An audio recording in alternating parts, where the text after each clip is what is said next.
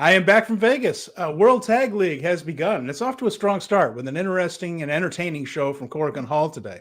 We're going to look at that. We'll also look at the House of Torture Purge event from yesterday. It was different. And a look ahead toward a very busy week of tag team action. So let's get started with Jeremy Finestone. I'm Stephen Conway. This is Speaking of Strong Style.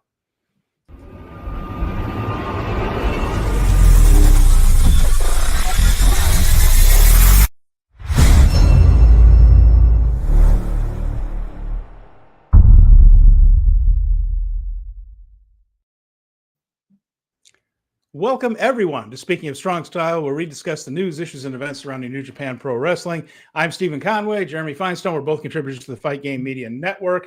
I'm glad to be back. I was off in Vegas last week, so I got to hang around Las Vegas and see all the lights and things. Although, Jeremy, it is now a real thing for me. According to my records anyway, 5 of the last 7 times I visited Las Vegas, it has rained in the desert climate of Vegas. So they're thinking about offering to have me come out, not to gamble, but just to end droughts and things like that. I think I'm a whale in that I actually bring water with me instead of the gambling income. So you're a Rain Man, but not like the Dustin Hoffman kind. Yeah, right. Yeah, not the kind that makes money. Not the kind that counts cards. No, not that kind, but the kind that will actually bring rain. Can you believe that? That's a strange thing. 5 out of the last 7 times it has rained while I've been in Las Vegas. I mean, I think it's rained every time I bought a car, and I bought a car last week, Stephen. All right, yeah, I heard about that a little bit, and I do want to say before we go anywhere, big thanks to Paul Fontaine for filling in for me last week. Yeah, he was great. Yeah, he did. He did really well, and of course he did. I mean, he hosts a Dynamite show. He does his show with Garrett Gonzalez, and the guy's everywhere. So Hall of all trades. But we really appreciate that, and it was nice to know that the show was in good hands with the two of you. And yeah, I was very busy while I was over there. Saw a lot of shows. Saw Penn and Teller again. Saw Cirque du Soleil. Saw a little bit of that out there. So. Yeah, good time. Good time. Also trying to catch up on Goddess Tag League now that I'm back home and catching up on all my shows right there. Megan Bain traveling intercontinentally between 2 promotions like a crazy person, making everyone else look bad. Good for her. Yeah, well, both she and Okada, I guess, did the Japan quick appearance, back to the United States, quick appearance, that type of stuff. Mm-hmm. Like not a lot of time outside of arenas and airplanes for those two. They have very scheduled. But Megan Bain, working real hard. I guess she did that. She did the blood and guts match, if you want to call it that, and then whatever that was. Japan before the blood and guts match, and then she went back to Japan, and then now she's coming back for the Full Gear pay-per-view, and I think then she has to go back to Japan. And Nick Reeves is here. He says, "Howdy, friends. Hope we all survive Purge night. So far, so good. So far, so good." And this is the other thing. I think everybody survived Purge night, to be honest. I managed through Purge night. I am unaffiliated officially. I've got my new shirt. Wow. I got this from the Tokon shop. I had a $30 gift card from the Tokon shop. So I have. Knowing that unaffiliated, who knows how long it's going to last or anything, but I wanted to get the unaffiliated shirt. That's funny, Stephen, because The Rock back in like April put on this whole New Japan shirt. So I figured I'd just return the favor and put on a shirt about The Rock and really just add intrigue to everything that we talk about today. Well, your social media presence is obviously every bit as ubiquitous as The Rock. So I think that this makes it absolutely even. I'm not even sure people know what my Twitter handle is. Do you know what it is? That's the question. Yes, I do, but it's so boring. It's just, it's whatever. I will say, everyone dismissed Purge night, and we will get to Purge night eventually, but you shouldn't dismiss Purge night. Okay, well, we are going to talk about Purge night. We're going to talk about night one. It is week 1, but it's also night 1 of World Tag League. That was earlier today, and that's the kind of stuff that we're going to go over because as we head toward the big Tokyo Dome show, and of course, I take the week off the night the main event is announced. But as we head toward the Dome, a lot of what we're seeing, Purge night, World Tag League, we're starting to narrow the gaps in here. There's some things there are holes in this card. We don't know the whole card. Now we're starting to see a few pathways cut off, a couple other pathways open up. some things becoming a little more obvious. And I think we're going to get a lot of definition as to that Wrestle Kingdom card over the next couple of weeks. I'm watching everything intently. And in fact, we had the announcement of a match, just not the participants, just today. So we know one more thing about Wrestle Kingdom today than we did yesterday. I mean, that's how we kicked off the show, but I threw that theory out to Paul Fontaine about how this World Tag League is gonna like end up, and it would be an elimination match at Wrestle Kingdom. What were your thoughts about that when you heard that? Well, there are a lot of people that don't even have a hint of what they're doing at Kingdom yet, which leads me to believe there are going to be some multi-person matches involved. We already know that there's a contenders match in the junior heavyweight division. I got to feel like Doki is going to be on this card somewhere. Yeah, I got to feel like Hiromu is going to be on this card somewhere. Hiromu. They take very seriously. Zack Sabre Jr. doesn't have a thing to do yet and doesn't even really have a direction to point in as of yet.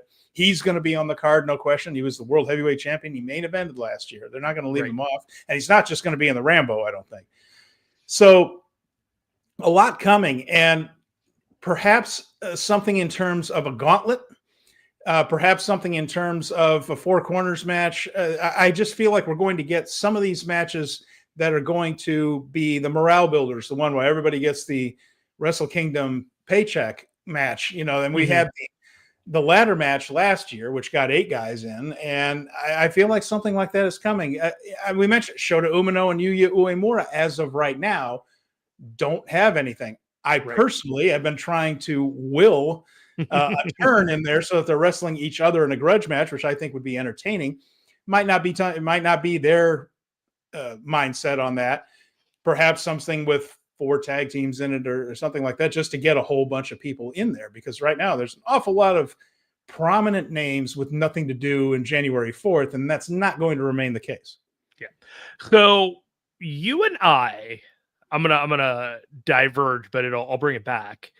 You and I did a rewatch of, I think, Wrestle Kingdom 11 with Kenny Omega and Okada in the main event earlier this year with Garrett Gonzalez in anticipation to that rematch that they were going to have at AEW. One of the matches that they had on that card was the never 6-man open weight title gauntlet, where they basically got like 18 guys on the show just running through this thing. Yeah. And given the way that I would say advocated for himself for a title for these, I feel like the karma to that is, all right, we'll give you a match. And so we'll get into that whole scenario. Yeah. But it does feel like we've got 10 people on the card with a roster of like 40 to 50. So we're going to have to start escalating this year. And between 3 multi-man matches, you can get 8 in one, you could get 18 in another, and you could do a Rambo if you wanted. For right now, there are 5 things announced for Wrestle Kingdom. 5 things officially announced, and there will be another one that was brought up today. Just like you said, don't know who's in it. So Tanahashi versus Okada. We know that. I went crazy when I heard the coin drop. Of course, there was Okada. He did such a great job with it. In his hometown on his birthday. And the fans were ecstatic to see him live. And people were very excited about this match. So I think you and Paul did a pretty good job litigating the whole Nakamura issue and all that. Bottom line is, this show with Tanahashi and Okada and selling tickets on top. Yeah. I mean, it's fine. It has worked. They have done their job. They have sold out more than worked. In its configuration. They're going to add some outfield seats. They're going to add some they said seats in other spots. They're going to cram everybody they can, and they should. When I was there last year, there were large gaps of empty outfield because it's a long way away from the ring. You're on the same spot as the ring. A lot of people between you and there. They aren't great seats. Hey, if this thing is selling out, go ahead and rent some chairs and slap them out there and see if people will look over 30 rows of people. They probably will for this one. And they still have those outfield bleacher seats that they can open up that usually remain covered because they don't have to worry about selling them. Different story this year. Okada and Tanahashi have done the job. That's done the trick. And that's great. Whatever the politics were regarding the Nakamura thing, the good news for New Japan is they don't have to worry about it. It's not They a made missed their money. opportunity. They made the money on it. And it also takes a lot of pressure off Tanahashi. He can essentially do whatever he wants between now and the Tokyo Dome. And they can't argue that, well, that isn't a good idea because it might take attention away from the Dome. Mission accomplished. Dome sold out. You can do whatever you want now. So keep that in mind for that Noah show on the 1st. All I'm saying. Now, with all that else going on, we have that one. We have the world title and global title match. We know about that. That's Takeshita and that's Yota Tsuji. We know Aaron Wolf against his trainer, Evil. We know Shuri versus Saya Kamitani. That's another double championship match. We have the number one contenders 4-way match, Desperado, Fujita, Ishimori, and Sho. I have a feeling there's going to be something more to that, whether that means that, Doki wrestles the winner right after or something. I just feel like something's going to, just having a number one contenders 4-way match in the middle of this card just feels off. I feel like there's an angle that might come out of that. We also, if you get Watto and Yo on the never open weight match, there's not a whole lot of other juniors that are absolutely crucial to be in Wrestle Kingdom besides Hiromu and Doki. Yeah, and they might have a singles match later, although they need some kind of angle to get going to set that thing up. And I don't know how they're going to get there, just because Doki's not even in this thing to pin him to go in, although they could do that maybe on finals night. We'll get to all that. Beyond that, we now know that Yo came out to the ring before the show even started, when they were still doing the announcements, both in Japanese and English, about please do not touch the wrestlers. Please, careful with your flash photography, all that kind of stuff.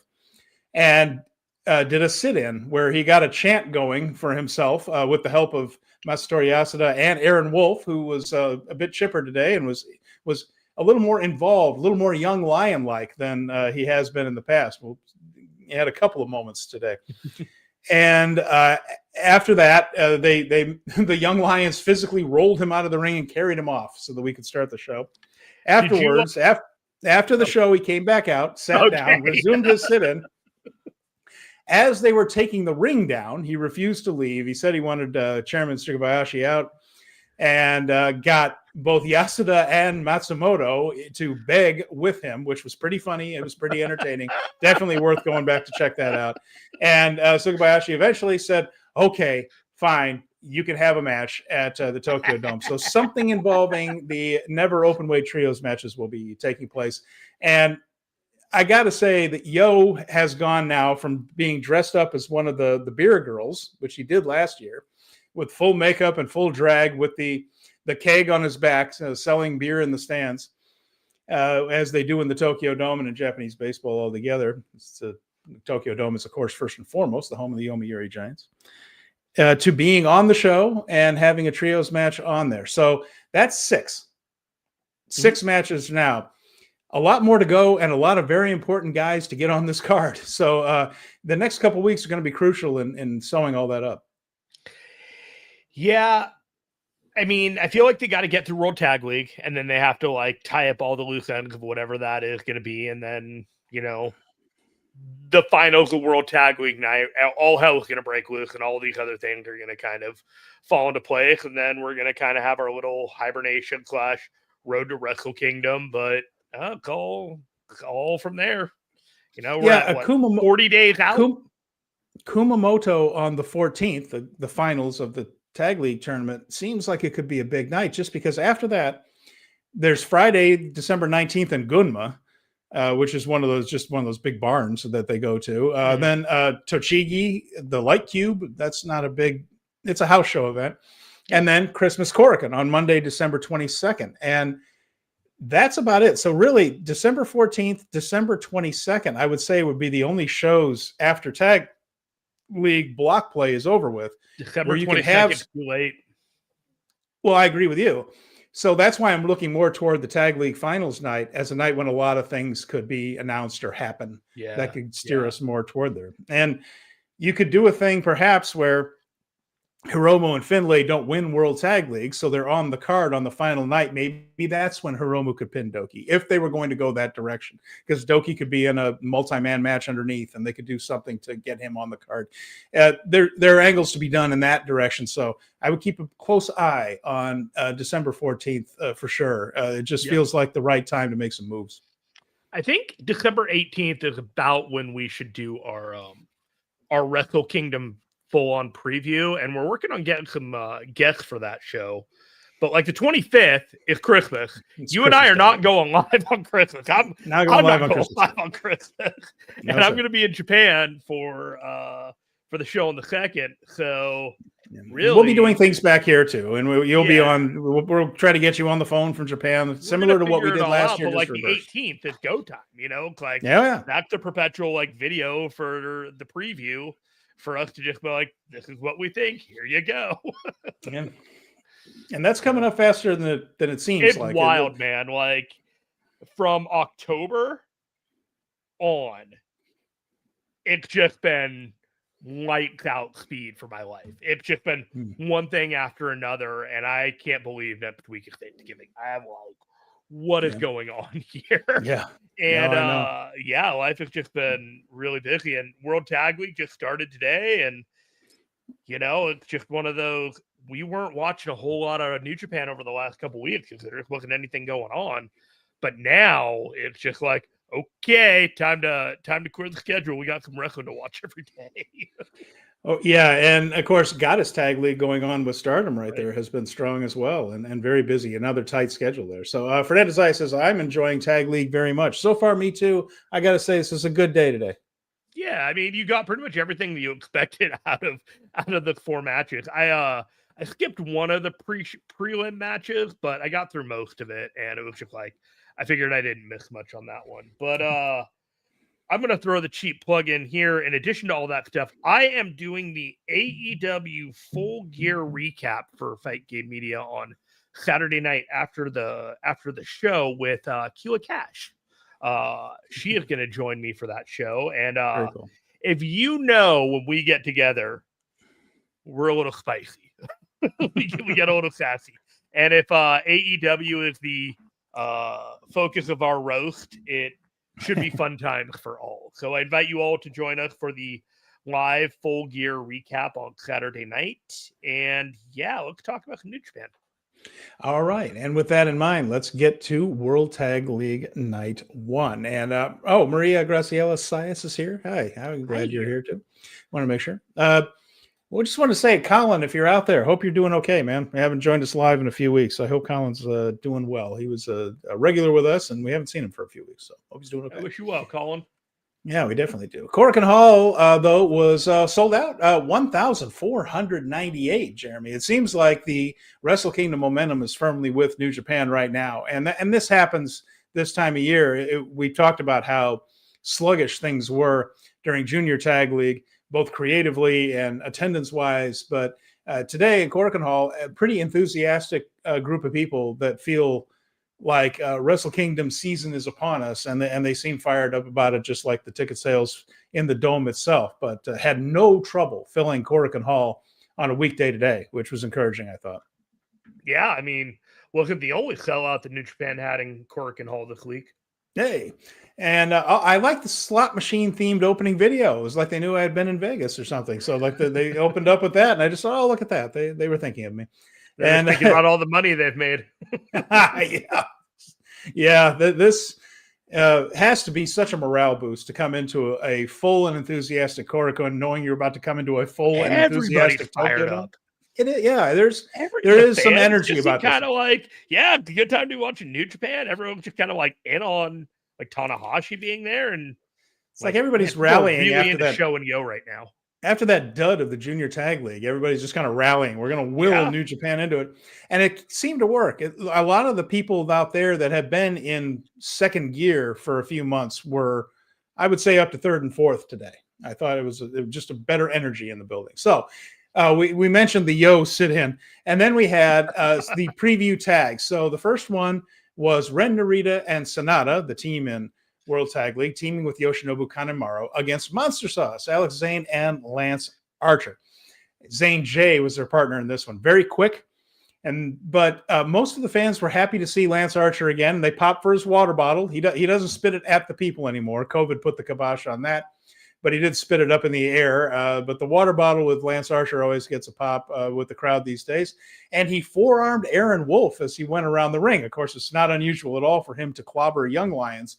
But I think that might be the first time Aaron Wolf's really taken anything but that chair shot. Yeah, he's starting to become more of a presence, like he's not just someone in the crowd. Like they're putting the camera on him. If he's out in the crowd, it's all of a sudden like, don't make sure that you see Aaron Wolf participating with what's going on. And even if it's young lion stuff where he was just doing the channel along and whatnot, it was one of those, wow, they're really they're making sure that Aaron Wolf, that Aaron Wolf is part of New Japan. We had Chris Charlton on commentary. Alex Zane joined him later after a couple of matches out there, but Zane came for this one, and he and Zane J worked most of this match for their team. Archer just kind of did comedy bits where he would just no-sell everything, the traditional New Japan thing where you just knock the other guys off the apron while you're the legal man. He would just no-sell that. He would, threaten to come in the ring, and they would be scared of him. Finally, they got a bit of a bump on Archer when he stepped over the top rope and Sonata kicked the top rope, thus kind of crotching him a little bit. But he did not sell much. The whole idea was, oh, the Murder Hawk monster's back type of thing.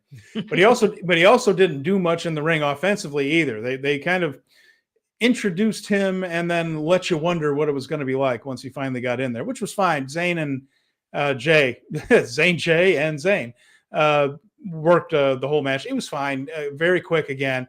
And in the end, House of Torture ended up beating Zane J, as you would imagine Ren Narita with the Boston Crab. It was fine. Yeah, I mean, this was all just kind of like get you ready for the main show kind of thing. And these are all getting you ready for Saturday, I think, is the B block. Correct. The B block first night. So, we've all been through this before. Prelim for the next match on the card, vice versa. And I was watching, but I was more just kind of listening to Charlton for the majority of this because I felt like he was really engaged. Yeah, and he's really pushing the narratives with each wrestler, and you get an idea of the storylines. Chris is the best guy there for getting those points across and those little character notes. Right. And he was good tonight with that. Just kind of pointing out each thing you needed to know about each guy and where they are going into this tournament. Yeah. He wasn't on comms when Yo started and did his sit-in. So when the show started and Tanahashi was talking about the sellout and everything like that, he was giving a lot of context about the tickets going on sale. And it just felt like this info dump. And it just felt like, even for that first 10 or 15 minutes of this show, it just felt like New Japan felt hot. Like there was a lot going on and like there were things in motion and you just kind of felt like, you know what I mean? Like it just, it wasn't boring right now. Well, I think this is probably as good as morale has been in many, many months. Yeah. They haven't had a lot of good news. They have not had much good news at all. And selling out the Dome, packed hall here. I think it just made everybody put a little extra pep in their step, including Tanahashi, including a lot of the wrestlers on this show. And there was a positive energy, and we haven't seen a lot of positive energy from fans, from the wrestlers in quite a long time. So this was refreshing. Nick Reeves mentioned, I skip under card tags during most tournament shows, but Korakuen shows are always a must watch from start to finish for me, the most magical venue in wrestling. I can attest to that. And I've been there a bunch of times. And what also helps Korakuen more than any other building I have been in, it is just a cauldron of sound. It's like the sound has nowhere to go. It has a fairly decent sized ceiling. It's not like the ceiling is right on top of your head, but the noise goes nowhere. It just sits down in the ring. And because it's not a big hall, the reactions are immediate and loud. The Dome, Jeremy, you're going to find it's a different thing. When something big happens in the Dome, there's almost like a second before the sound from the stands hits the ring when you're at a stadium show. It's almost like a boom. And it's very cool. And you're going to be right by the ring. I cannot believe I'm going to be in the middle of 45,000 people. But but the opposite is true in Korakuen, where everything is immediate. Like you can be sitting in the back row, something big happens, and it's boom right away. So it's a building that also is a self-fulfilling prophecy. If you make a lot of noise, it's loud. The sound doesn't drift away, and it makes for a sense of immediacy and a sense of excitement while you're sitting in there. And so Korakuen is a very special place.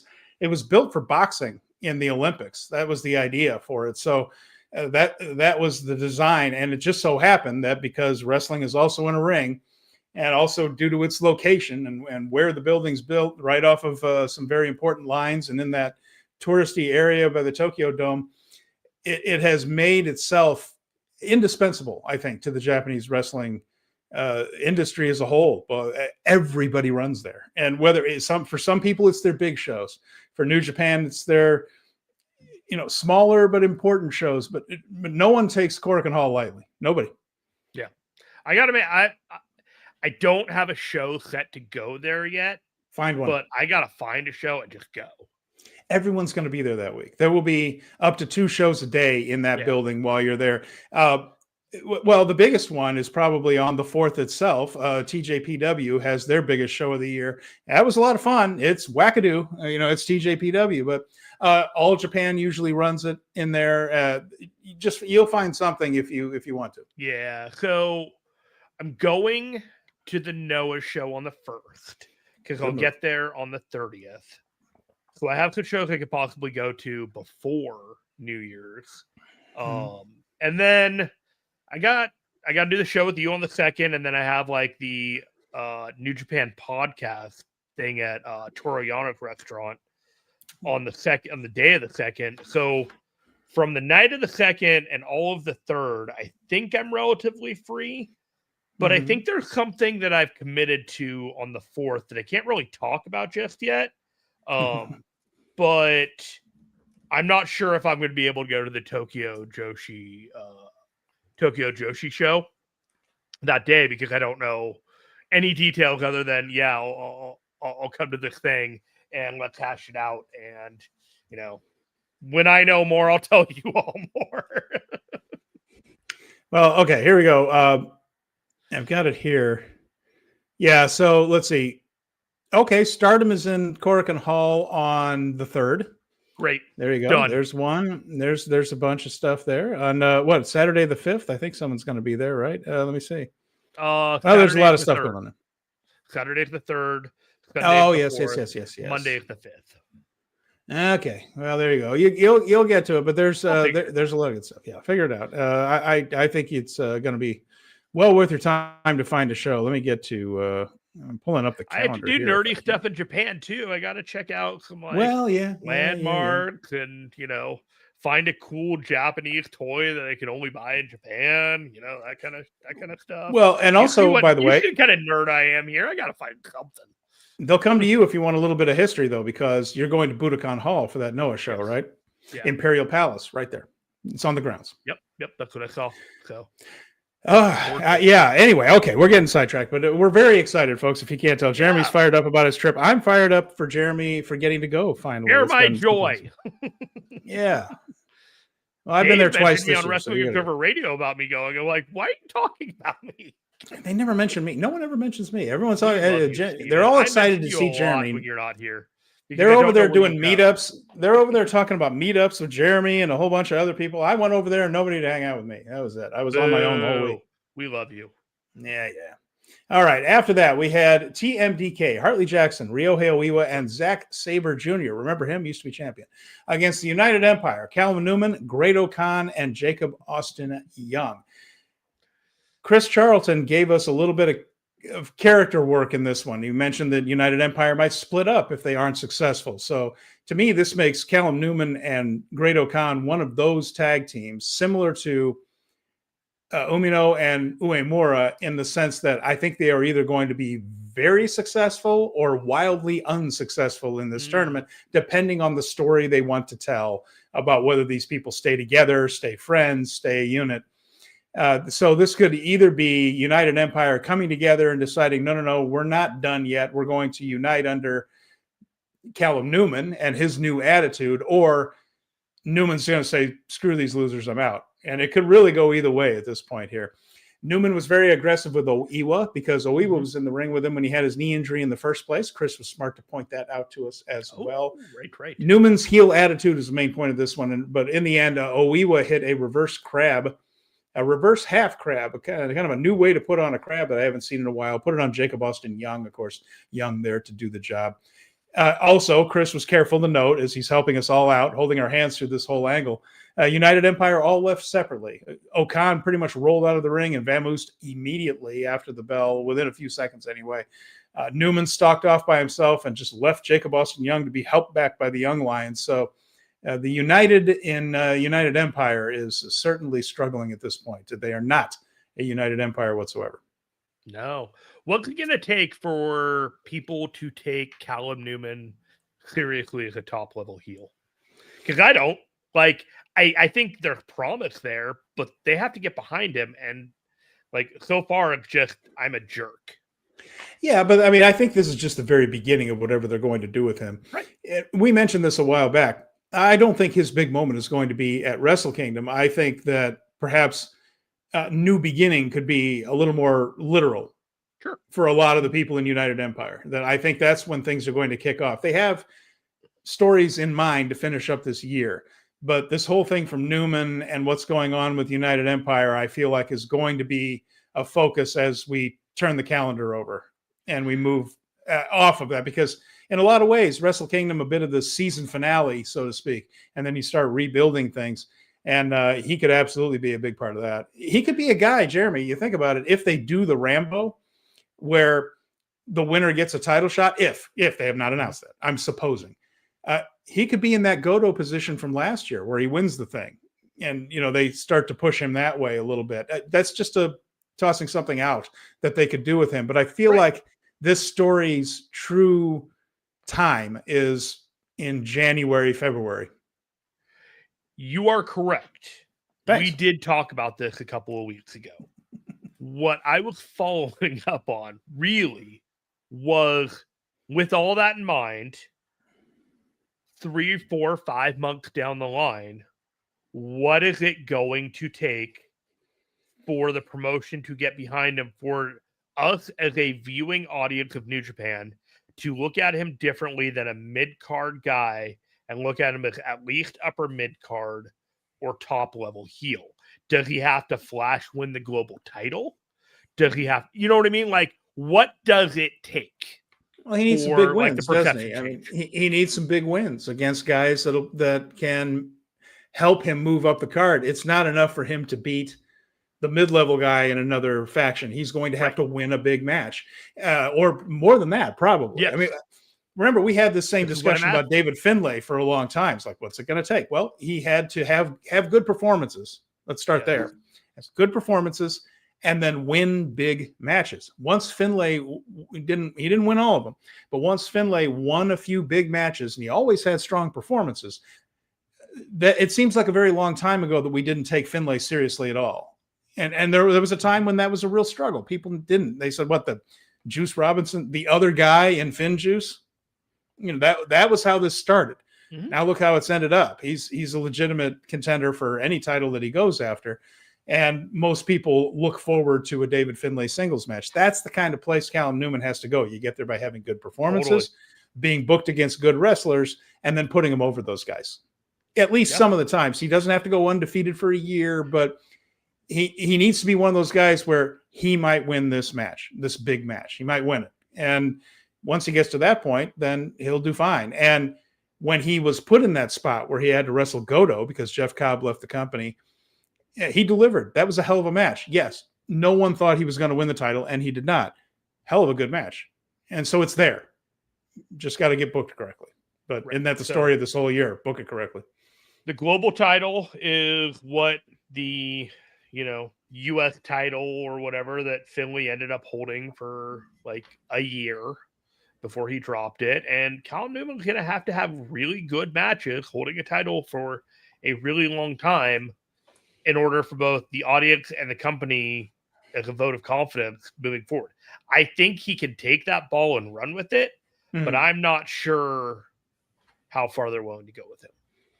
Yeah, fair enough. And there are some wild cards in here too. Hanare is going to come back at some point, Mm-hmm. and that will have to be addressed. So there are things that there are other chapters to be written on this. So because he's going to have something to say about it as well, I'm pretty confident. Because I mean, geez, he's a terrific character when he's there if he can just stay healthy, and that's always been the issue there. So anyway, that was that one, and yeah, a win by Oiwa with the half crab, and the story being that the United Empire is struggling along. Right, we got a 10-minute best friend 6-man match after that. Yeah, and this one was Shota Umino, Yuya Uemura, and Shoma Kato against El Phantasmo, Hiroshi Tanahashi, and Katsuya Murashima. And that was about 10 minutes. Kato and Murashima were the highlights on this one. They were really going at it with each other, and I think that they are very close to whatever their next stage is, whether it's excursion or joining a faction. We're getting pretty close. What makes me think so, Jeremy, is they've gotten to the last stage of young lionism with Murashima, where now people actually have to break up pins that he has on people. He hit a power slam on Shota Umino, and Shota looked like and played it. Shota sold it like he was finished, and he needed his teammates to go and break up that pin. That's an important distinction. Not all young lions even get there, but they're doing that with Murashima now, where he could pin a main roster guy if his partners hadn't been there to save him. That's usually the last stop before he moves on to something else. So he also got a backslide on Umino that was a close one, and but Umino, of course, came back, hit the big lariato on Murashima and pinned him. Everyone was being careful in this one. The big match is Saturday with these two teams, Phantasmo and Tanahashi against Umino and Uemura. And again, no real hints as to what they're doing with Shota and Yuya, whether they're going to be successful or unsuccessful quite yet. They're holding those cards close to the chest.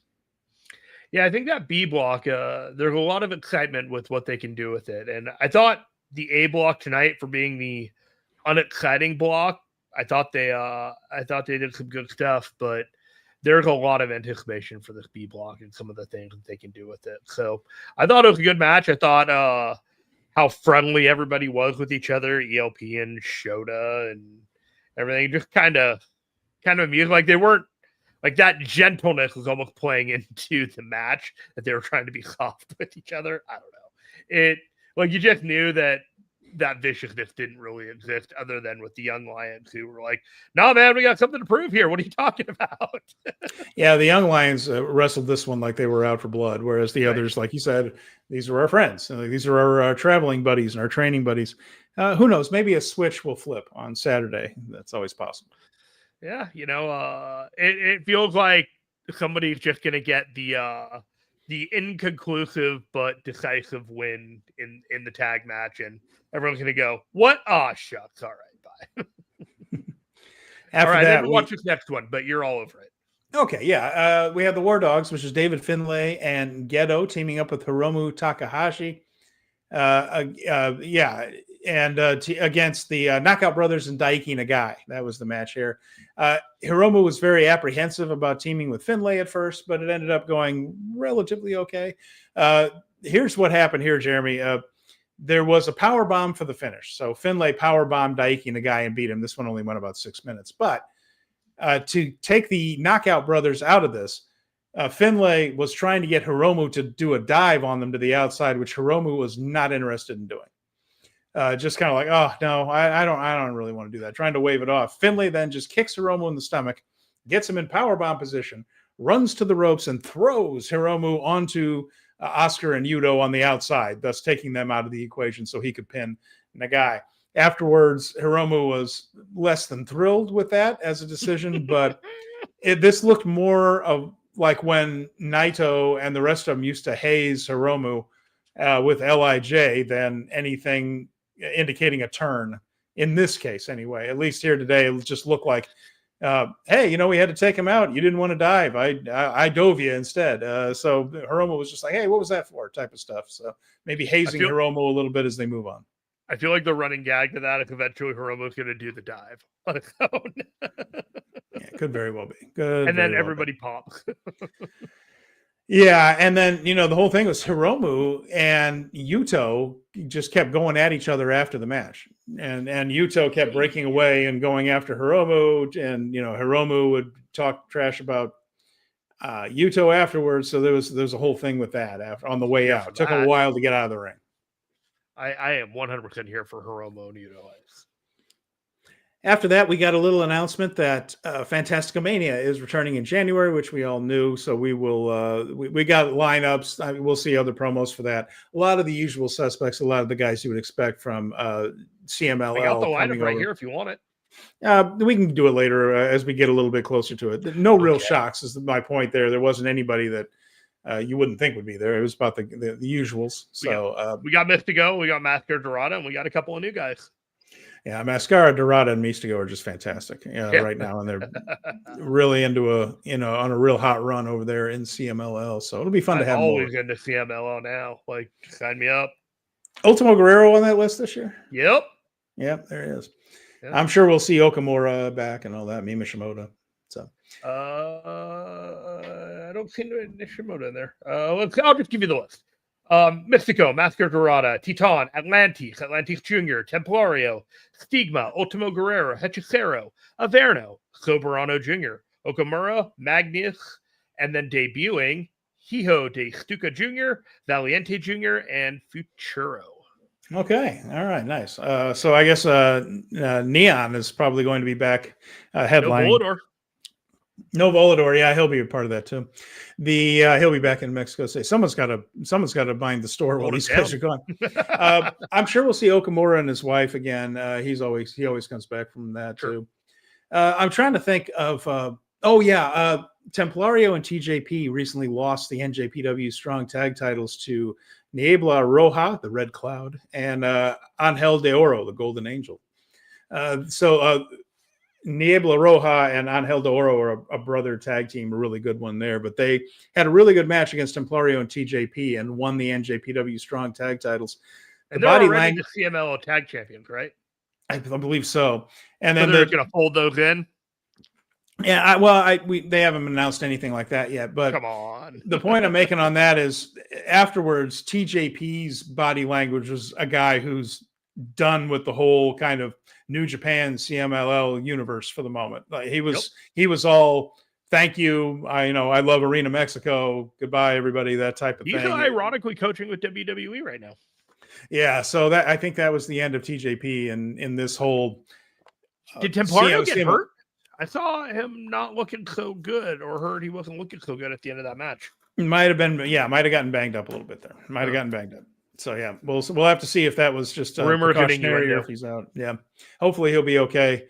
Because he's just one of their best workers. All right, from here we got into the block matches. So World Tag League Block A, and the first one was Bolton Oleg and Toru Yano against Desperado and Shuji Ishikawa.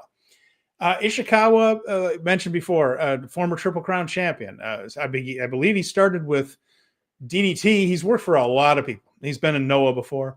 Now here he is in New Japan. He is old now and he doesn't move that great, but he was doing some power spots here.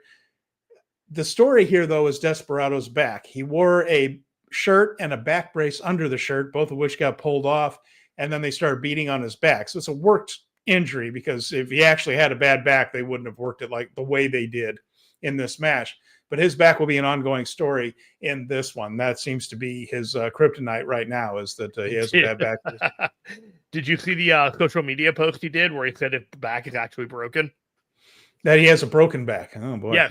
He said he went to an ortho, or like he went to somebody and he said, "Oh yeah, you got some like issues with your back." And then he goes to another doctor. He's like, "How long have you had the fractures in your back?" I'm like, "Fractures?" Very dramatic. So of course he wrestled the match where he took about 6 blows to the back. Totally selling the fact that he can't move. Desperado and Ishikawa tried a double team move, which involved Ishikawa picking up Desperado, I guess, to slam him onto somebody or whatever. But Yano hit Ishikawa with a low blow and rolled him up while he was still holding Desperado, and pinned them both basically that way. So 2 points on the board. The first 2 points of the tournament go to Toru Yano and Bolton Oleg, while Desperado and Ishikawa take the goose egg. So that was about 9 minutes, 56 seconds. It was all right. It was fine. So I've been writing these notes for F4W so that they can read them on Wrestling Observer Live, and I do it for advertising for a show. And I wrote this note, and I got to watch it on video. Brian Alvarez repeats this, and I wrote, Bolt Noleg and Toriano defeat Desperado and Shuji Ishikawa after Yano rolled up both guys at once after a low blow. And the look on his face is like, perfect. Just perfect for Yano. And I was like, I feel like I explained that one perfectly.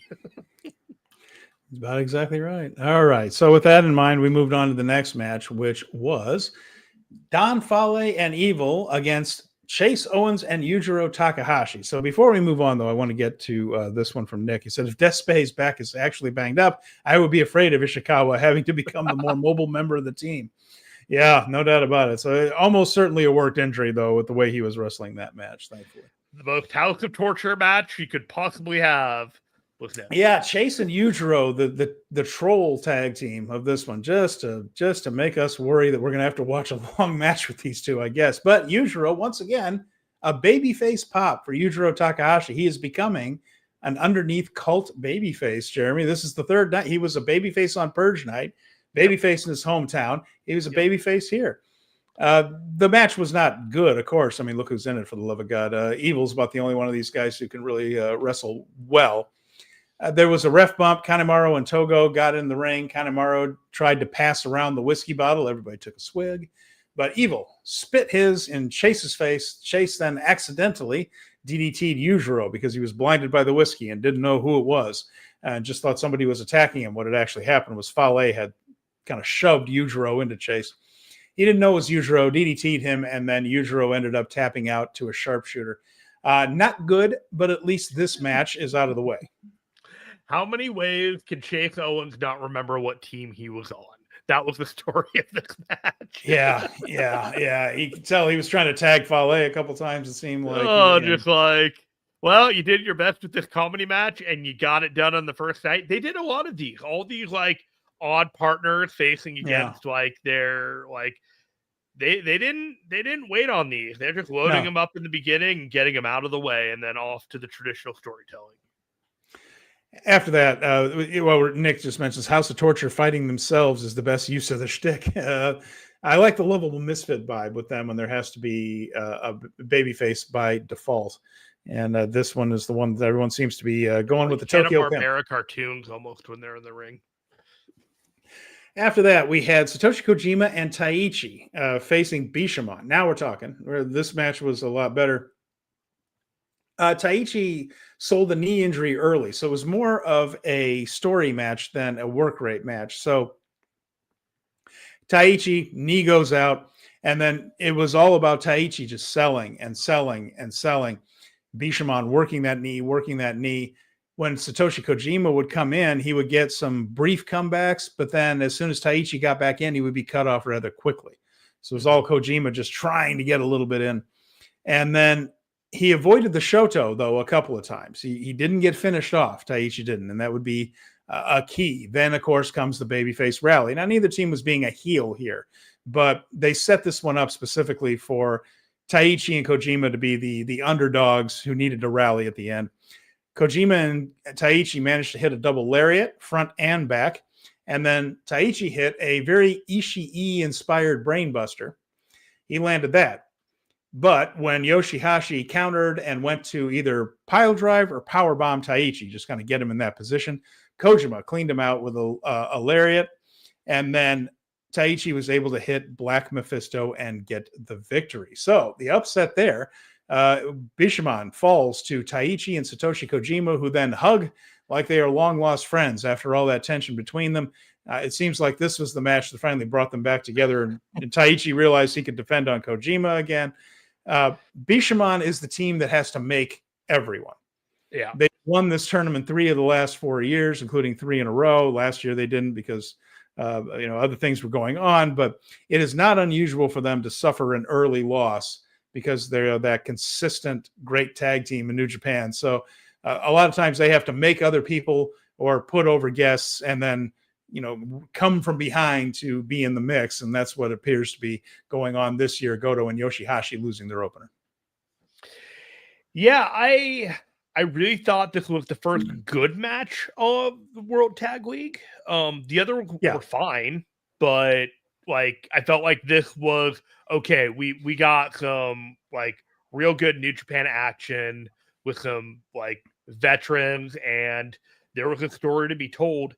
And man, when Taichi won and Satoshi Kojima was so happy and they were like hugging and they're like into it, and Goto's just looking like, we just lost to these guys. Like that look on his face, and it was just like, it was one of those moments where we're like, okay, we just feel like things are kind of humming, even if like we've got a pulse for just a couple of months right now. I'm here for the pulse. You know what I mean? Like I'm here for a little bit of liveliness and people like playing into their angles and feeling like they're meat on the bone. Satoshi Kojima, perfect use of him so far. If he's not a Shi'i, but I thought about, what this match would have been if it was a Shi'i and Taichi, if it was versus Bishamon instead, and it would have been a little bit different, but I'm really happy with how this match turned out. Yeah, and Kojima can still work. Yeah. I mean, he's one of those guys, he's in his 50s, but he can still wrestle very well. Yeah, he's very good. He's still very good. And his timing, he knows exactly when to do stuff. He still has that underdog when he rallies. He can still get the people behind him. There's a lot there. There's a lot there. More than the rest of the dads, I think. That's true. That's true. Right. After that, we had our main event, and that was Drilla Maloney and Shingo Takagi as the odd couple tag team facing the other one, which is Gabe Kidd and Yota Tsuji. So these are teams of guys who earned each other's respect through beating the living snot out of each other for about the first 3 quarters of the year. This match was great. The faction mates paired up early. So it was Shingo and Tsuji, Drilla and Gabe Kidd. I thought this was funny because they both spilled to the outside and they both headed for the east side at the same time. They both ended up going into the same set of bleachers, headed for that same direction sign.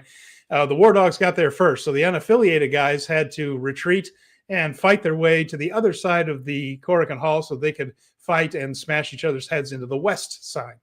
And when I was watching this in All Japan, I went to an All Japan show, Jeremy, and they fought all the way to the sign, right? They go, up the bleachers and all that. And I leaned over to the Australian guy next to me. I said, most of the best wrestlers in history's heads have bounced off of those east and west sides over the years. It seems like it's such a trope for Korakuen Hall that you got to go up there and get smashed into the east and west side. Both of them are dented up, by the way. They've been hit so many times. So if you ever go there, check that out. It's pretty funny that, but just picture those dents as being guys like, Terry Funk and Misawa and Tanahashi, Nakamura, everybody, they've all bounced off of that one. So they ended up getting back in the ring, of course. And the action in this match was terrific. I'm not going to give you the blow-by-blow because it's worth it going back and watch. There was a 4-way battle to be the first to do the thing, which I always thought sounded like ska, ska, ska, the way Shingo does, but it's his mouth guard. He's his mouth guard, so he's it kind of gives him a speech impediment. But finally, Shingo and Maloney managed to do it after everybody had attempted at least once and then was hit from behind to interrupt it. But finally, Shingo and Drilla hit a double made in Japan to win. It was Gabe Kidd that took the fall. I think that's going to be the theme of the tag tournament because I don't think Yota Tsuji is going to be taking any falls in this match. And in the end, Shingo Takagi and Drilla Maloney, who I think could actually go a long way in this tournament, I think they might go into the playoffs here, get the victory in the main event, 17 minutes and 1 second. This match was terrific. This match was excellent. I was like, this is what I've been missing. Like, just 4 guys laying it in on each other, going real hard, knowing it was a main event. Drilla Maloney, it felt like it was his audition to be one of the big dogs in New Japan kind of thing. He rose to the moment, I would say. I think Gabe Kidd is just kind of just feeling himself, just kind of enjoying this, I would say, last victory lap of having fun before he moves on to AEW proper. And, Shingo and Yota Tsuji, it's just another day in the office for them. And Yota Tsuji knows that he's got a big role to play going into Wrestle Kingdom, and he's trying to be present and big for every moment as a result. 3 of these 4 guys, Suji sometimes takes nights off, I think, during Road 2 shows every once in a while. But Shingo, Maloney, Kid very rarely do. Their matches are, Finlay's another one. Their matches are almost always the highlights of those Road 2 shows when everything else is kind of, I mentioned, we get T-shirt New Japan some nights where just everybody's phoning in it except these guys. So you had 3 of the 4 guys who never really phone it in. Suji, you couldn't phone it in if the other 3 guys are working hard, and so you got a really terrific match. And even when Suji takes it a little bit easy, he doesn't go all the way down into first gear the way some of the guys do. He still works. It's just that these guys never take a night off, and sometimes Suji will dial it back a little. Didn't dial it back tonight. This is very good and a proper way to end until the Yo sketch at the end where he came back out for his sit-in, and that's how it wrapped up. So anyway, mentioned it's Oleg and Yano. They have 2 points. Kojima and Taichi have 2 points. Maloney and Takagi have 2 points. And Fale and Evil have 2 points. So, those are your on November 22nd, we have Monster Sauce of Outland and Lance Archer again versus House of Tortures, Ren Narita and Sonata. We got TMDK's Zack Sabre Jr. and Ryohei Oiwa versus United Empire's Callum Newman and Great Okan.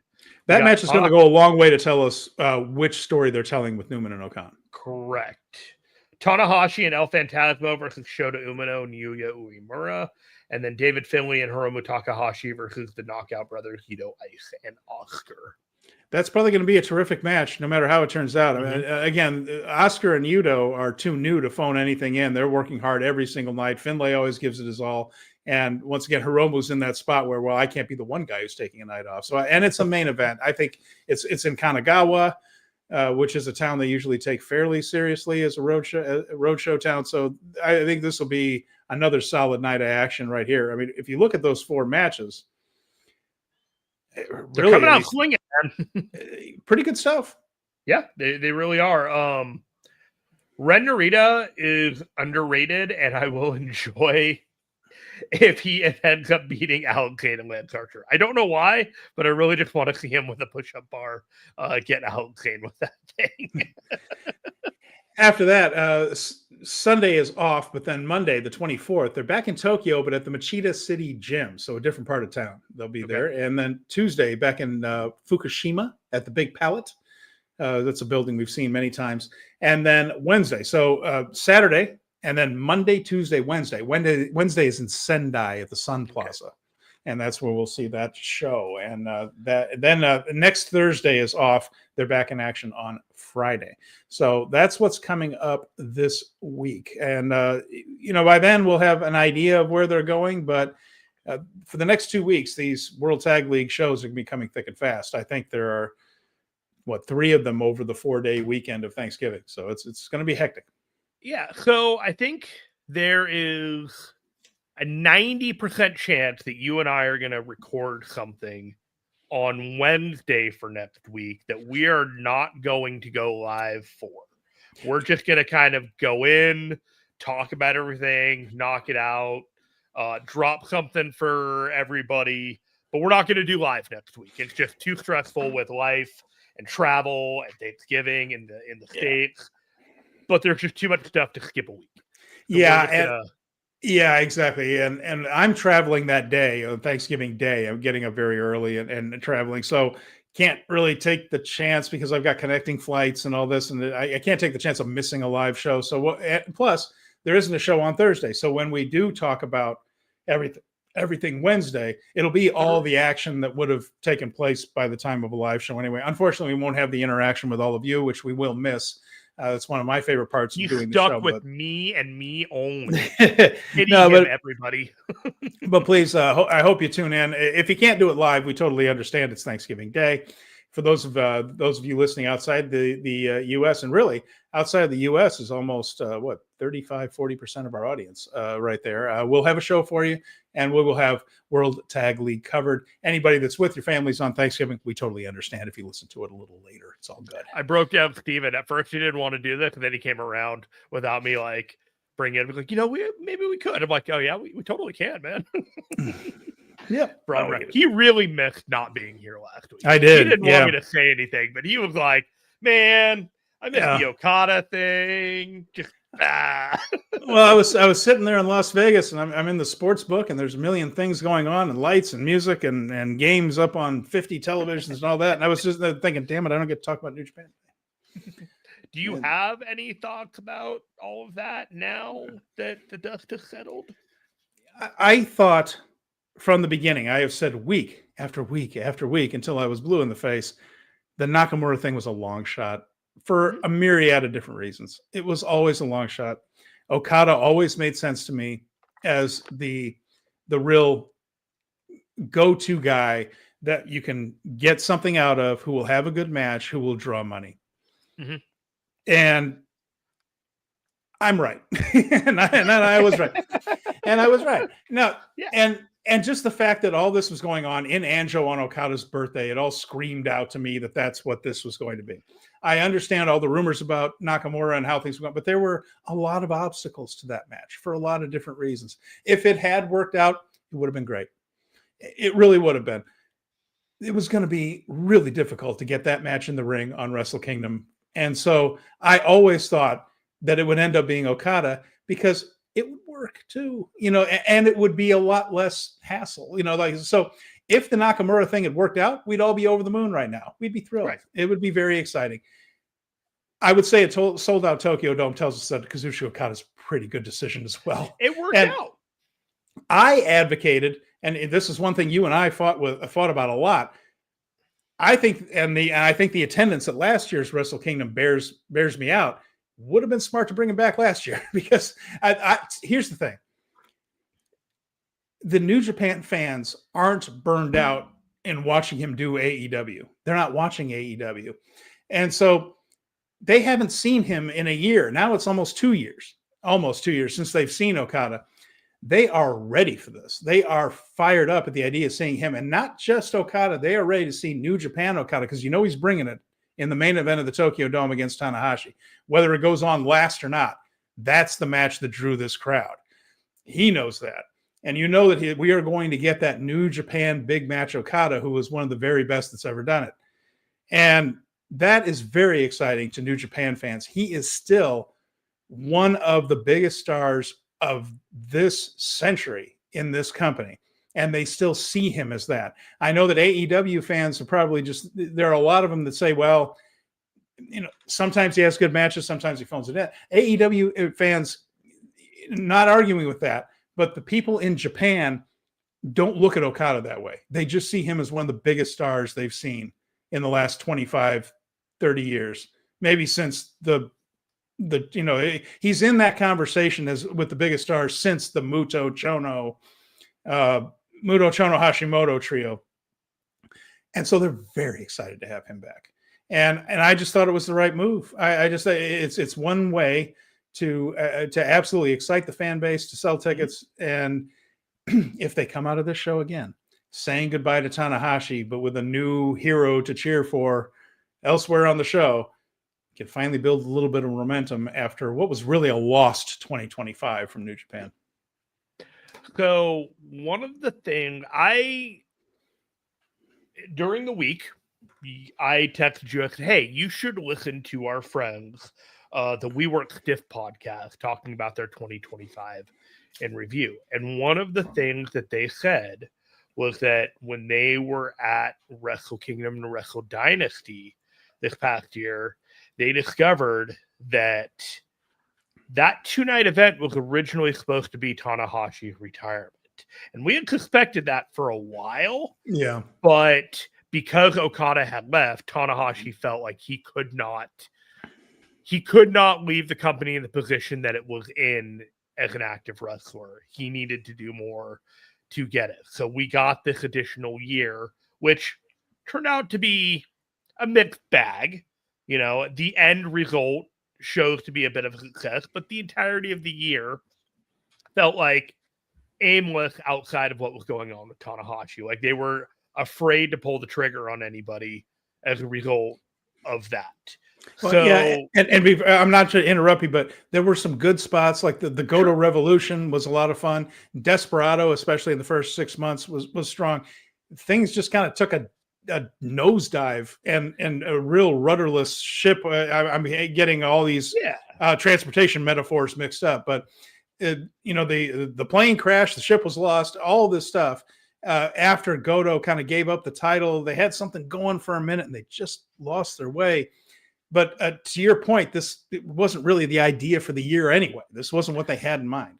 so with all that said, I'm almost not sure that if Okada had come back for a retirement match just a year, like if it had ended up being him last year, like retiring him, I'm not sure it would have worked out. Like this is a perfect timing kind of scenario where it would have been better a couple years later, but it had the magnitude now. 2 years removed of him being gone with enough time for the crowd to be like, okay, this is a big match that we didn't think we were going to get.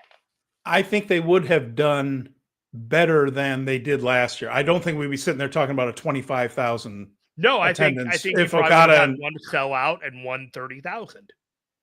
Yeah. So I mean, but that wouldn't have been too bad, as opposed to what we got, which was I don't know how they counted 18,000 people at Wrestle Dynasty. That's what I'm saying. I don't think there were that many people there, and they Did had. You see that Tony Khan called it a great success, but he doesn't think it's going to happen again in the future. And I was like, because it wasn't a great success, Tony. I was just like him talking about it as a great success. It was like you got Charlton suspended, and you didn't even advertise it because the HBO Max deal was more important to you at the time. Keep in mind, let's talk about history. Keep in mind, this is a guy who says that literally every single AEW pay-per-view is the best one they have ever. Of the work. He wasn't born a carny, but he is learning the trade. He is a fantastic promoter of his own product at the. Is he though? I'm not sure he is. Okay, you know what? I'm going to tell you who's a fantastic promoter because sometimes I look at that product and I think it's amazing you're making as much money with this as you are.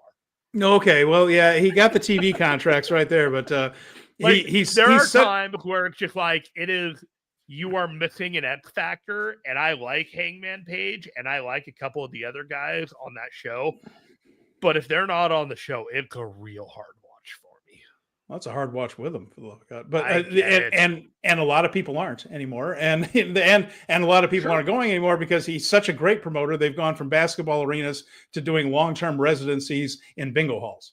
I mean, I get frustrated with the booking of the men's division and the women's division, but this is a New Japan podcast. Yeah. So if you really want to hear me go off on the men's and women's division of AEW, Saturday night with Keela Cash at the AEW Full Gear recap. Oh, there you go. But, well, see, Fernando's in the bag for me. He says, I'm a huge fan of Tony Khan. Well, there you go. Tony, there's still love for you out there. I promise. I need to be very honest about how I feel about Tony Khan in that I have a lot of respect for him.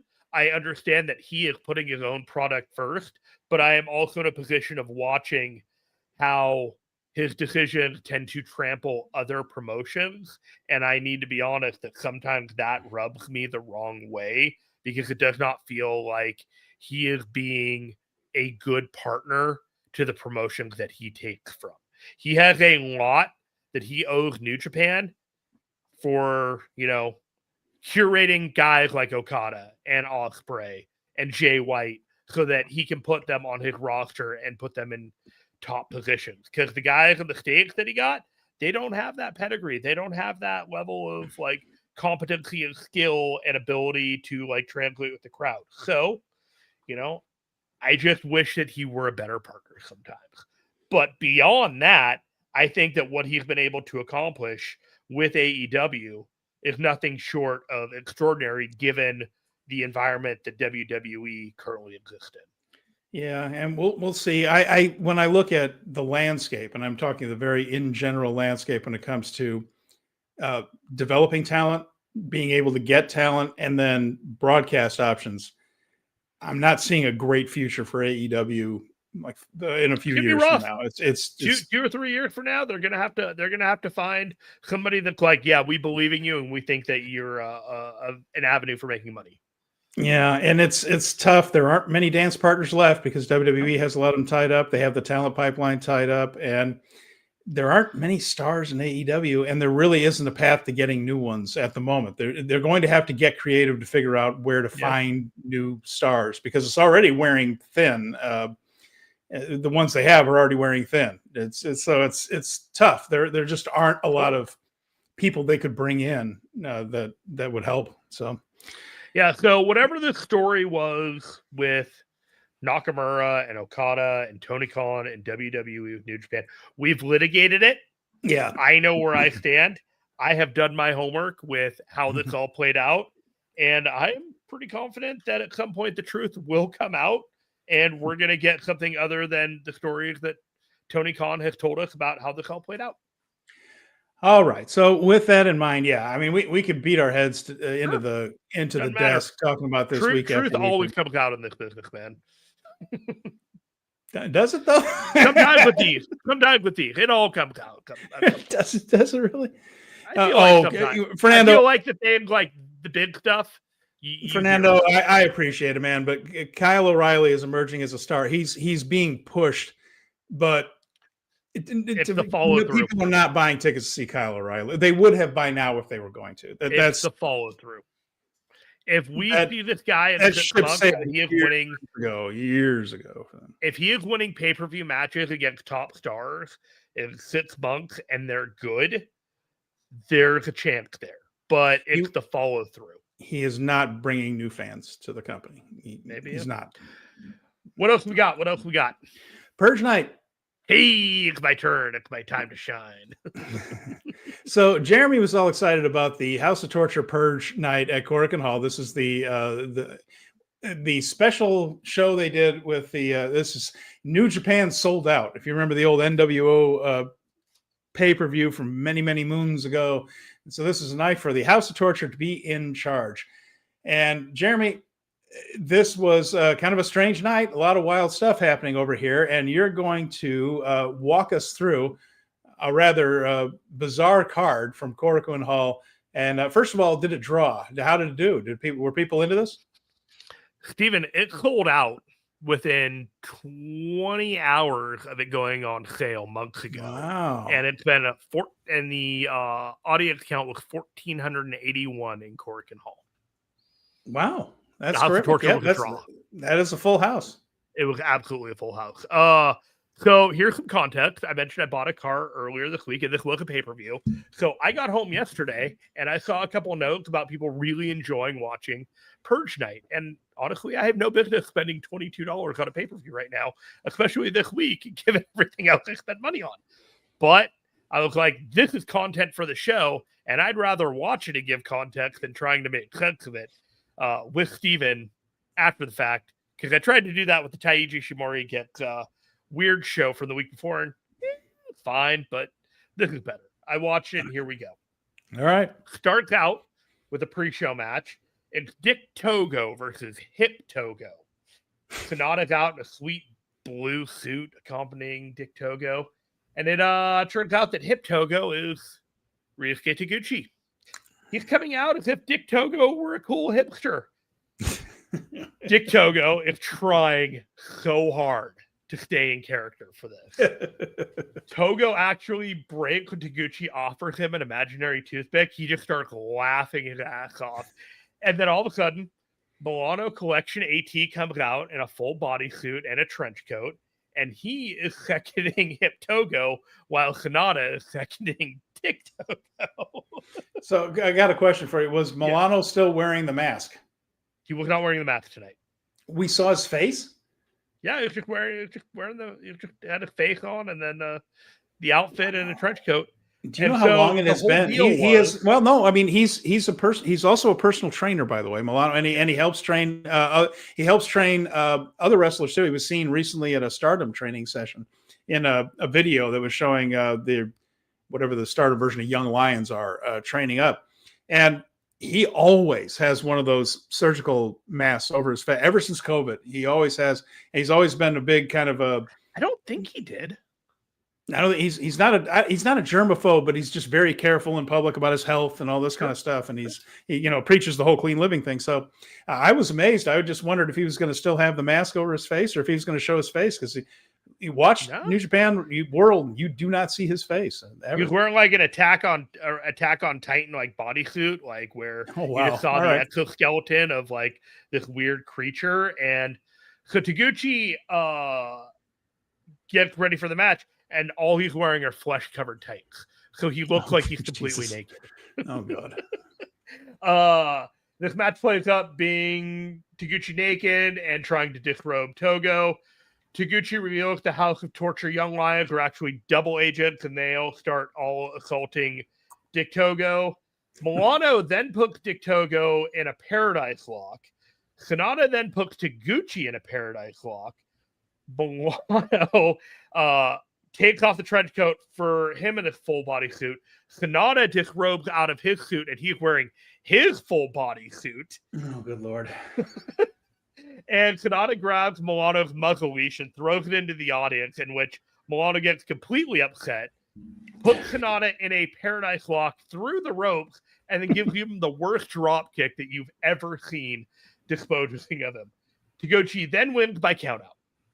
Completely ridiculous match, and Togo got wheeled off while in the Paradise Lock on a loading cart. I'm sorry I missed it. I don't think you are. So the main card then starts, and there's a live performance of the House of Torture theme before Evil comes out versus Shun Skywalker. Wait, time out. They had the band there. They had the lead guitarist. Wow. Okay. Yeah, just rocking out with the live performance for the show. Shun Skywalker comes out, does his thing. He cuts a promo saying, "Hey, Evil, you, me, and Ozawa should all join up together and like try and take over Japan." And Evil's like, "Sure, yeah, let's do that." And then he tries to flash pin Shun Skywalker, and then Shun Skywalker tries to flash pin him back. They end up outside for a bit, including Evil with the baseball swing with the chair while Shun's got the chair over his neck. You know, that thing he does from time to time.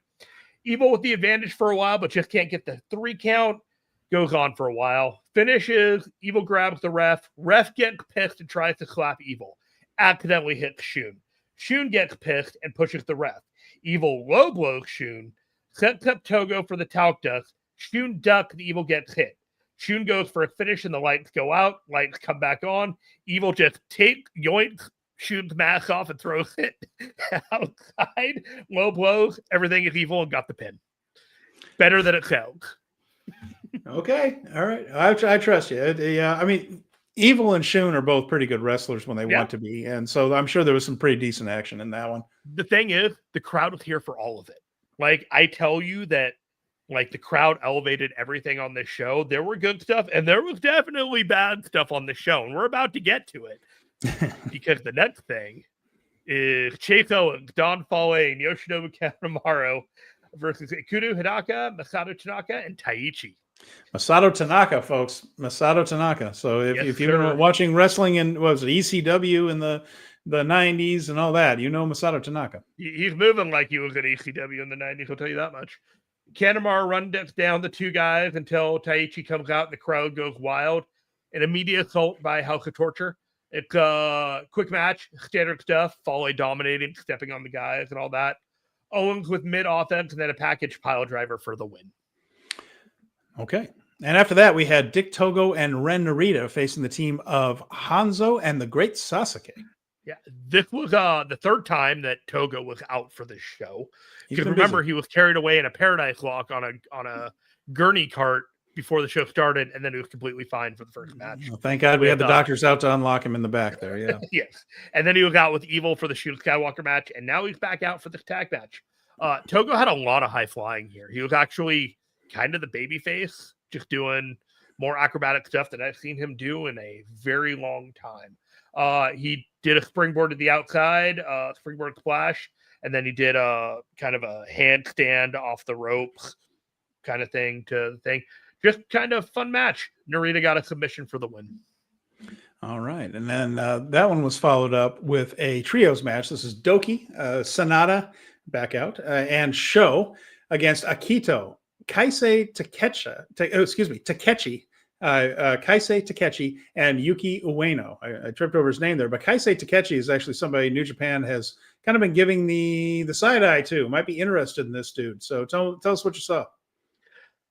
The first thing I saw in this was Steven, when Show's music hit, that little like computerized game chord thing hit, this crowd went nuts.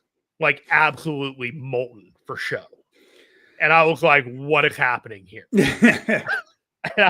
Like this crowd was like every guy in House of Torture had a fan kind of thing. And so I replayed it twice. Like, did I hear that right? And it was just one of those like, it's Show. And I was like, what's happening here? Okay. All right. There's a line I heard. There's a line I heard recently that there's a paddle for every ass if you look hard enough, and it sounds like there were some people for Show here tonight. You just never know. Show got triple teamed after he cut a promo on all the three guys, and in pure Show getting his butt kicked and them taking his shirt off and him getting his shirt back and putting it back on because that's his gimmick. Is he can't be shirtless for these matches in any way, shape, or form. And, Steven, up to this point, there was a sliding scale of this. The later the show went, the quicker the baby faces got heat. So if, like, the people against it, it was like, took a little while. The first couple matches, Shun Skywalker got his butt kicked. And then, Folio and Kanemaru didn't go very long, but it took a little while for the baby faces. Man, in this one, the babyface got heat right away. They were just trying to get up on the thing. All three babyfaces after this heat got crotched on the railing outside at the same time. And then it became the House of Torture match that we all know. Sonata rang the bell early after some back and forth with House of Torture mostly getting the upper hand. It was a Doki Choki while Sonata used the guitar and Show used the mirror, and Doki got the win. There you have it. All right. So next we had a singles match, and this is an intergender singles match. So we had Saya Kamitani, probably the Tokyo Sports MVP this year, barring some sort of misogyny issues. She is the clear choice, and she is out there. She is the red belt champion for Stardom, the biggest star in Joshi wrestling, one of the biggest stars in mainstream because of her appearances on national television. And she is the NJPW Strong Champion, and she was facing Yujiro Takahashi. So what on God's earth happened here?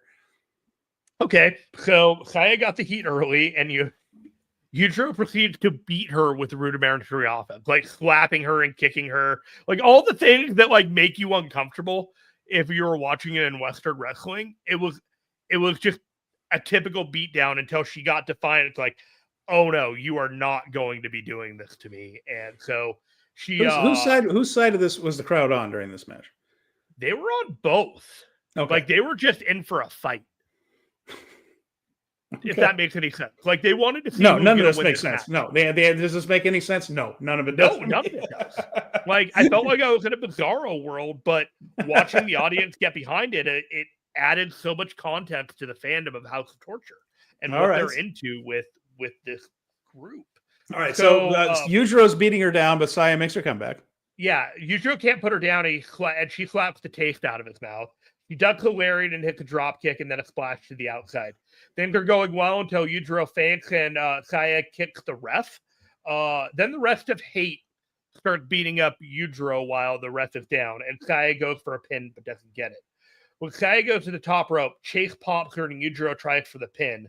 Saya crotches Yujiro and he reverses for a brainbuster.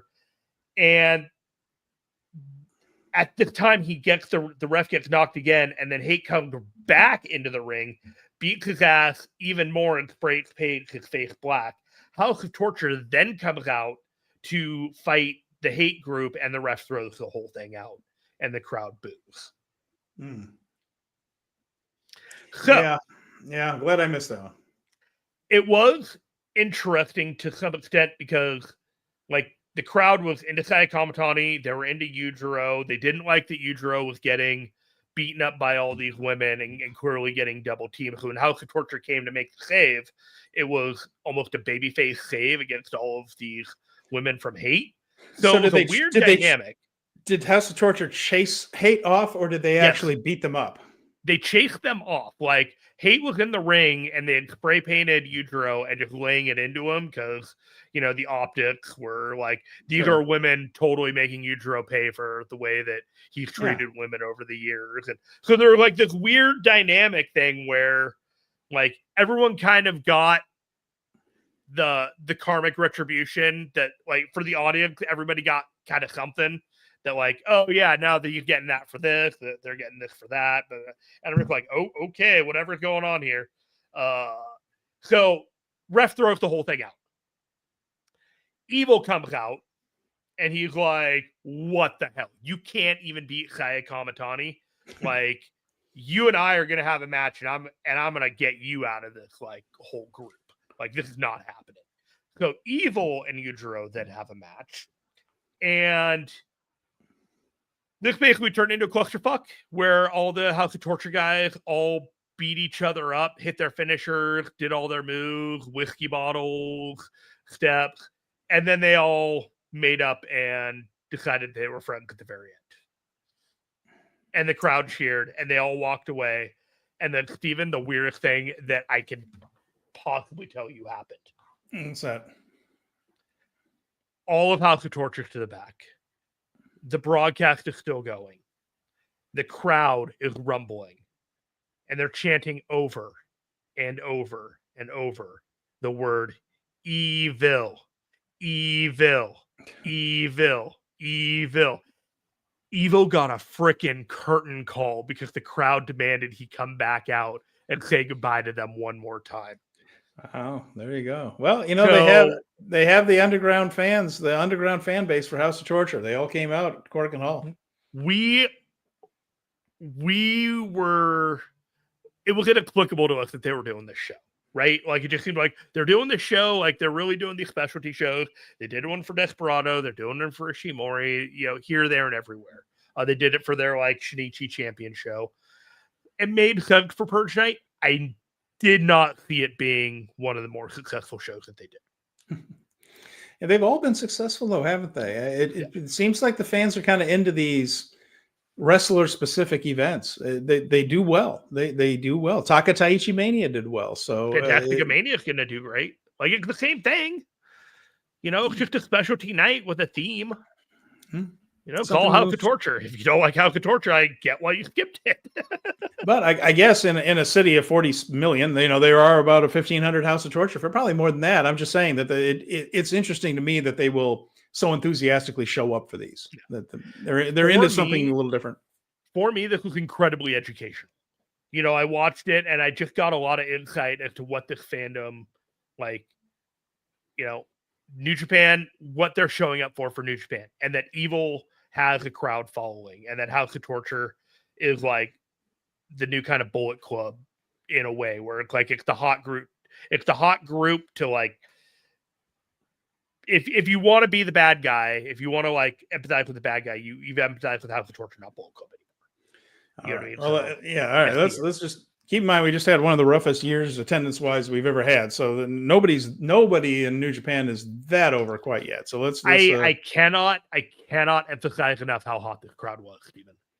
Okay, well that's 1,500 people. I mean, we need a lot more than that to make a living on this joint. So I'm glad they had a good night. I am glad they had a good night. But yeah, we'll see who else. I mean, this is just going to encourage them to do more of these. And I'm not even arguing with the idea of doing another Purge night. They should.